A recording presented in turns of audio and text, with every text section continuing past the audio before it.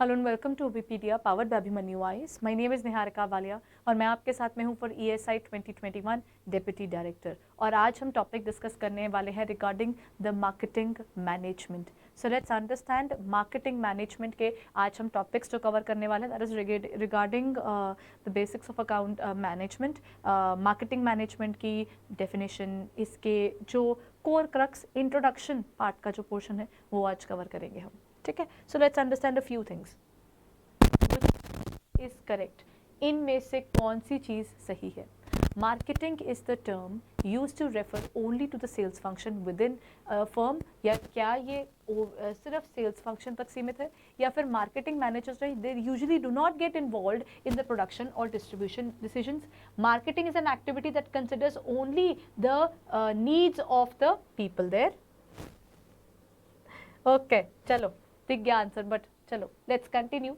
Marketing is the activity that considers only the needs of the organization, not the needs of the society as a whole. या फिर marketing ऐसा set of institution है, process है, create करती है, communicate करती है, deliver करती है, and exchange offerings that have the value for customers, clients, partners and society at large.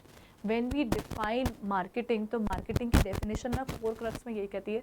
अब जो marketing हम पढ़ते हैं वो सोसाइटी, कस्टमर, आपकी नीड्स, उन सब चीज़ों को दिमाग में रखते हुए बनाया जाता है। मतलब हम लोग अपनी ओवरऑल सोसाइटी को साथ में कंसिडर करते हुए, अपनी पूरी क्लाइंटेज को डिफाइन करते हुए मार्केटिंग करते हैं। मतलब पहले मार्केटिंग सिर्फ सेलर तक सीमित थी। एक समय था जब वहाँ पर सिर्फ और सिर्फ सेलर की वैल्यू थी। फिर ऐसा समय आया जहाँ पर हमारे बायर की भी वैल्यू बनने लगी, लेकिन बायर की वैल्यू बनने के बावजूद भी एक ऐसा समय भी आया जब सोसाइटी ओवरऑल ही कंसिडर की जाने लगी, और इस तरीके से हमारी पूरी मार्केटिंग बनकर आई। ठीक है, ये हुआ मार्केटिंग का पोर्शन। अब हम पढ़ते हैं मॉडर्न मार्केटिंग के फादर कौन है। क्या अब्राहम मैस्लो हैं, या फिर लेस्टर वंडरमैन है, या पीटर ड्रकर है, या फिर फिलिप कॉटलर है? इनमें से कौन है जो फादर ऑफ मॉडर्न मार्केटिंग है? पुरानी मार्केटिंग जो थी ना वो प्रोडक्शन ओरिएंटेड थी, प्रोड्यूसर ओरिएंटेड थी, लेकिन एक ऐसा समय आया जहाँ पर ना हमारी मार्केटिंग जो है वो कंज्यूमर और सोसाइटी की तरफ मूव करने लगी। सो इनके father is basically the, Philip Kotler. Philip Kotler एक अमेरिकन मार्केटिंग ऑथर हैं, consultant professor, that is what he has been. So that is why he is the person जिनको हम रिगार्ड करते हैं as the father of modern marketing. जो Peter F Drucker है, he is known as the father of management. ठीक है, then हमारे पास अब्राहम मैस्लो जो है, he was the known for his theory of need hierarchy. Motivation में पढ़ा है, मोटिवेशन में something called need hierarchy theory, जिसमें ना वो आपकी नीड्स को कवर करते हैं over the period of time, कुछ स्पेसिफिक स्टेप्स को कवर करते हुए। And then we have Lester Wunderman जो who was an American advertising executive. ठीक है, अगला आ जाता है स्ट्रैटेजिक मार्केटिंग प्लानिंग क्या है। ये इस्टेब्लिशेस द, क्या बनाता है, एक resource base provided by the firm strategy, economic impact of the traditional sales, tactical plans that must be implemented by the entire organization or basis of any marketing strategy. Strategic marketing planning क्या बनाता है? Strategic marketing planning क्या होता है? हमारा marketing का future में plan क्या होगा, उसका एक पूरा पीछे स्ट्रैटेजी बनाई जाती है। दैट मीन्स इस केस के अंदर ये आपकी फर्म की स्ट्रैटेजी नहीं होती, टैक्टिकल प्लान्स नहीं होते, ये मार्केटिंग स्ट्रैटेजी का आधार होता है। This becomes the reason because of which we prepare the entire marketing plan and we go to achieve it later. So the basis of marketing strategies, strategic marketing is the plan, is the process of creating a marketing strategy that outlines what your objectives are, उनके अंदर कैसे achieve किया जाएगा, and is responsible for those metrics and by when you will achieve those goals. तो strategy को पीछे buildup करना marketing के रिगार्डिंग, वो आ गया हमारी स्ट्रैटेजिक मार्केटिंग प्लानिंग के अंदर। Dash is not a marketing concept. Marketing के बहुत सारे कंसेप्ट हैं जिसकी शुरुआत प्रोडक्शन से होती है, लेकिन अब आपको बताना है इसमें कौन सा है जो कि it's not type. Production concept, selling concept, societal marketing concept और the supplier concept. A very very basic question taken from the, आप बोल सकते हो जो मार्केटिंग का बेस है ना, ये वहाँ से निकला हुआ क्वेश्चन है। इनमें से कौन सा एक मार्केटिंग का कॉन्सेप्ट नहीं है? मार्केटिंग का कोई सप्लायर का कॉन्सेप्ट नहीं होता। प्रोडक्शन की वैल्यू है, सेलिंग की वैल्यू है और साथ साथ सोसाइटल मार्केटिंग की भी है, लेकिन सप्लायर का कोई ऐसा कॉन्सेप्ट एग्जिस्ट नहीं करता। तो जब हम इसको डिफाइन करते हैं वो क्या कहते हैं? सप्लायर कॉन्सेप्ट नहीं है, इसके ये कॉन्सेप्ट्स हैं। पहला स्टेज था प्रोडक्शन कंसेप्ट, जहाँ पर प्रोड्यूसर बोलता था मैं चीज़ बना रहा हूँ, मैं इंडस्ट्री में क्या कर रहा हूँ, चीज़ बना रहा हूँ। तो इंडस्ट्रियलाइजेशन वाली चीज़ आई थी ना, तो इंडस्ट्रियलाइजेशन के कारण मार्केट में जो प्रोडक्शन करे ना उसकी बड़ी वैल्यू थी कि जो चीज़ बनाओगे बिकेगी बिकेगी। That was production concept. Marketing आपकी प्रोडक्शन के ऊपर बेस्ड थी, प्रोडक्ट्स इतने ज़्यादा अवेलेबल होंगे उतना ज़्यादा फायदा।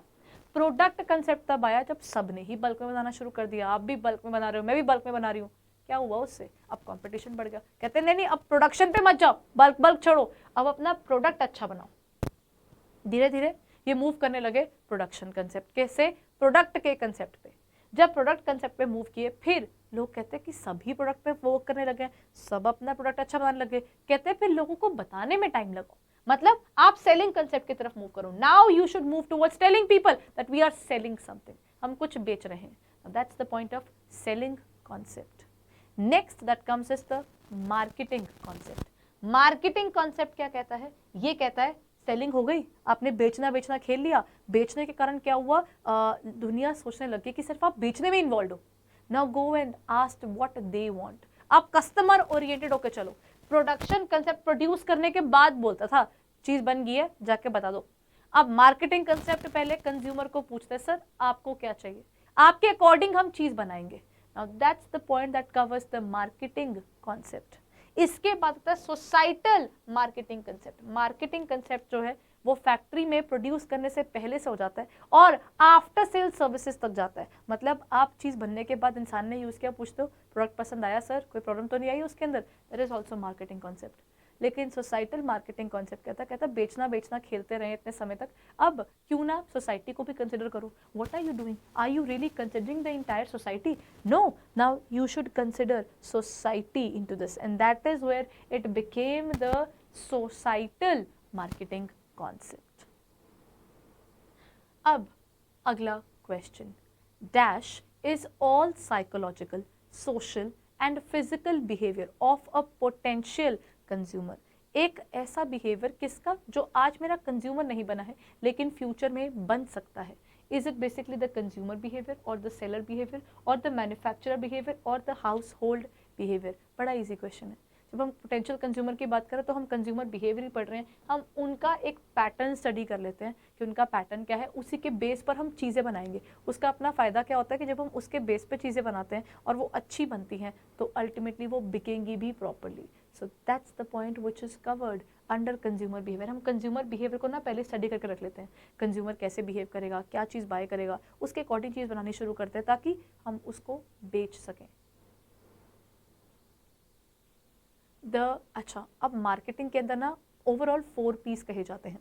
4 P's को बाद में एक्सटेंड करके 7 P's बना दिया गया। कुछ जगहों पर आपको 7 P's भी मिलेंगे। ओवरऑल जो 4 मेन है वो है प्रोडक्ट, प्राइस, प्लेस और प्रमोशन। लेकिन उनके एक्सटेंडेड P's को हम क्या क्या कहते हैं? Is it basically people, product and place, price, physical evidence, promotion, physical evidence, process and people, and product, process and physical environment. इसका करेक्ट आंसर आ जाता है आपके पास। The point is C, physical evidence, process as well as people. So product, price, place, promotion. 4 P's ये होते हैं। 7 P's of marketing कहा जाता है इन्हें। सबसे पहला होता है प्रोडक्ट अच्छा बनेगा, फिर उसकी प्राइस क्या रहेगी, उसके बेस पर भी लोग अट्रैक्ट होते हैं, फिर कैसे पहुंचाओगे वो प्लेस की बात आ गई, देन प्रोडक्ट, प्राइस, प्लेस और प्रमोशन कैसे कर रहे हो। इन 3 के बाद ये 3 एक्सटेंडेड है, मतलब उसकी प्रोसेस क्या है, किस तरह के लोगों को आप टारगेट कर रहे हैं और फिजिकल इन्वायरमेंट। ये 7 P's ऑफ मार्केटिंग है। A very important concept when you are talking about marketing. Next question, which of the following phrases reflects the marketing concept? इनमें से कौन सा marketing concept बताता है? Supplier is the king of the market. Marketing should be viewed as hunting, not gardening. this is what I make, won't you please buy it? D, this is what I want, won't you please make it? जब हम marketing की बात करते हैं, एक समय था जब प्रोड्यूसर्स का राज था, लेकिन अब प्रोड्यूसर्स का राज खत्म हो चुका है। अब हम उन्हें कहते हैं कि क्यों ना आप इस चीज़ को बनाएं। So this is the point, हम एज अ कंज्यूमर मार्केटर के ऊपर राज करते हैं। वी आस्क देम कि चलो बना दो हमारे लिए चीज़ें। So basically this is what I want, won't you please make it. Consumer का यहाँ पर राज आ जाता है। तो ये आता है मार्केटिंग मिक्स के अंदर, मार्केटिंग के पॉइंट ऑफ व्यू से। Okay, reasons for growing rural markets are, क्यों हमारी रूरल मार्केट ग्रो कर रही है? क्या वहाँ के कंज्यूमर बिहेवियर में चेंज आया है, या मार्केटिंग स्ट्रैटेजीज हमने बदली हैं? मतलब जिस तरीके से आप उसको बेचने की कोशिश कर रहे हैं, प्रमोशन मिक्स, आप उसको लोगों के बीच में उसकी एक पब्लिसिटी करने की कोशिश कर रहे हैं कि ज़्यादा से ज़्यादा लोग उसको समझें, जाने और उसको बाय करने के लिए इंड्यूस करते हैं आप उन्हें। या प्रोडक्ट मिक्स, आपका प्रोडक्ट ऐसा है कि जिसको आप मार्केट कर सकें। तो क्या रीज़न है कि रूरल मार्केट में एक हमें चेंज दिख रहा है? उसका रीज़न है consumer behaviour in the rural area में एक चेंज आया है। और उसका प्रॉब्लम ये होता है कि रूरल एरिया के अंदर पहले अर्बनाइजेशन का इम्पैक्ट नहीं था, स्लोली एंड स्टडीली अर्बनाइजेशन का और ऐसे प्रोडक्ट्स का जो आपको आप बोल सकते हैं अलग अलग एरियाज़ में मिलते हैं, उनका एक इम्पैक्ट रूरल एरिया में आने लग गया है। तो वो रूरल एरिया के अंदर भी धीरे धीरे जो वेस्टर्न कल्चर है और अर्बनाइजेशन का एक इम्पैक्ट देखने को मिला है, इसीलिए उनका जो परचेजिंग पैटर्न है उसमें एक बदलाव आ गया है। So the correct answer is change in the rural consumer behaviour. उनका कंज्यूमर बिहेवियर बदला है, उस कारण हमारी वो जो चीज़ हम बना रहे हैं उसके अंदर हमको एक चेंज मिलेगा। Now this is a question from pricing strategies. Price की स्ट्रैटेजी क्या रहेगी, क्या प्राइस रखें हम किसी चीज़ का, उसके रिगार्डिंग। कॉस्ट प्लस प्राइसिंग, ये क्या है?